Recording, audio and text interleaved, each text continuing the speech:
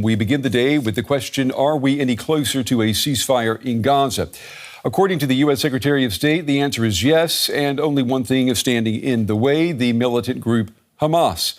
Hamas, which is regarded by many countries as a terrorist organization, reportedly reacted positively to the proposal backed by the U.S. for a truce, but now it's asking for changes. Many of those changes, Blinken says, are a no-go. The Secretary of State is in Qatar to drum up support for the initiative. Aside from what Hamas wants to amend, this plan has still not received a clear public endorsement from Israel. Well, this stands in stark contrast to the UN Security Council. On Monday, the Council endorsed the plan, calling on both Israel and Hamas to enact it immediately with no conditions. Well, tonight, the world is still waiting for that to happen. Now, here's a primer on what the plan that for now has unprecedented international support would call for. Let's take a look at it. It's made up of 3 phases. The first phase would include the release of some hostages, the return of Palestinian prisoners, and partial troop withdrawal, all of this under a 6-week truce. The second phase includes a permanent ceasefire. Now, that would mean the full withdrawal of Israeli forces from the Gaza Strip. The third phase would focus on a plan to rebuild Gaza. While Blinken has said that some of the counterproposals from Hamas are unacceptable, we still have no information on what those amendments call for. Here's more now from Antony Blinken. The entire world, almost without fail, has been behind this proposal. And we've heard it again and again and again. So we were waiting on one response, and that was the response from Hamas. And as the Prime Minister said, last night we received a response. Hamas has proposed numerous changes to the proposal that was on the table. We discussed those changes last night with Egyptian colleagues and today with the Prime Minister. Some of the changes are workable, some are not. I'm joined now by Jonathan Panikoff. He's one of the leading Middle East analysts at the Atlantic Council. That's a U.S.-based global affairs think tank. Jonathan, it's good to have you back on the show. When you and I spoke 24 hours ago, you were cautious about what seemed to be growing optimism that this plan would be the plan leading to peace. I have to say it's very prescient of you. Hamas hasn't signed on, and it wants the plans changed. What do you say about what's happened? Thanks for having me back. Thrilled to be with you. Look, I think it's a challenge, and I think there's not a lot of surprise, frankly, by Israel, the U.S., or the Europeans, that this was the response. This was a yes, but.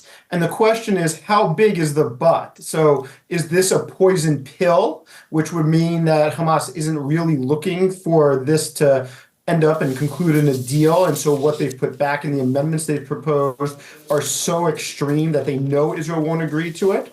Or is it going to be, as Secretary Blinken said, just an opening negotiating position such that some of the changes are workable and might be able to be accepted, and some of them are just not, but Hamas might ultimately let them drop? I think it's a little too early still to say, but I wouldn't expect Israel to sign off or even agree to anything until Hamas makes the first move and makes clear what they will and won't accept. Yeah, let's consider for a moment the decision-making process within Hamas. You told me yesterday that everything the group agrees to or rejects depends on the Gaza-based Hamas leader, Yahya Sinwar. What makes this man, who does not take part in any negotiations because he is hiding somewhere in Gaza, what makes him the only important decision-maker?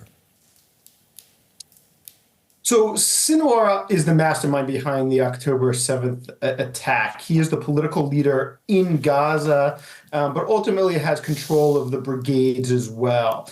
The reality is that Hamas leaders sitting in Doha, Hania, Meshal, don't actually have the ability to cajole or command the brigades, the terror side of Hamas, to make a decision to agree to a deal or not agree to a deal. Sinwar does. Hamas, as a terrorist organization as a whole, has a variety of factions. The political faction in Doha, I just mentioned, the political faction in Gaza, faction that's really there and signed up to Hamas simply to be able to work and to be able to get money and living expenses. And then a faction that's incredibly militant, that is the brigades and the ones that carried out the October 7th attack.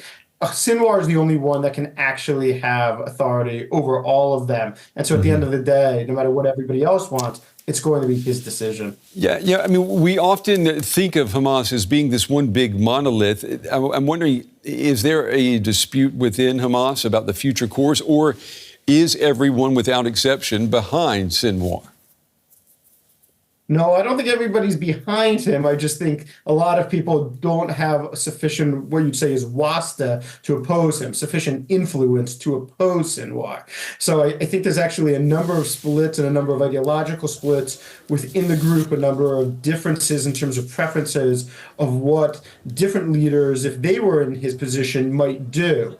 But the truth of the matter is he has control. Now, if he were to be killed by the Israelis or assassinated, then it might open up space, ironically. It could change things as you have different leaders battling. But right now, he's the man in charge. Anthony Blinken said today that the present agreement that's on the table is virtually identical to a proposal that Hamas put forward itself over a month ago.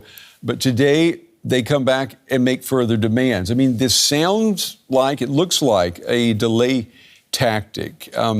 How is that in Hamas's interest? Well, you're right, it is. And obviously some of that would depend on what are. And if they're about the timetable, then it's showing that Hamas isn't interested. We have very clear reporting now from another outlet of Sinwar's comments about, frankly, using the Palestinian people, that the more civilians who die, it's ultimately beneficial for Hamas propaganda. I think in the saddest of forms, you're seeing the impact of that and that come to life, that the focus is on the group, the focus is on Sinwar himself and his survival.